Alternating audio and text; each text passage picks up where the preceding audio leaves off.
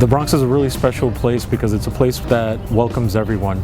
It's always been a borough of immigrants. New York City is a city of immigrants, but the Bronx, especially more so, has been, really opening to different peoples at different times in history.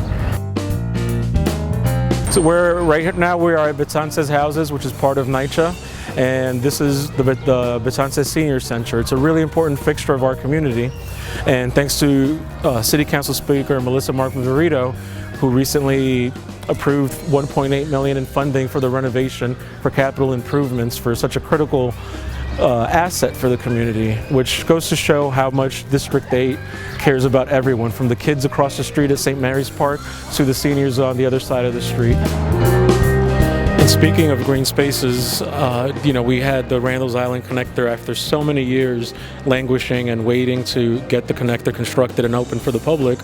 It was finally open several years ago, giving us access, the South Bronx residents, to hundreds of acres on Randall's and Ward Island for recreational purposes. Before, we had no direct access to get here, and as you can see, it's so easy to just walk onto the island now. Another place in the community is Friends of Brook Park that's really important anchor in this neighborhood.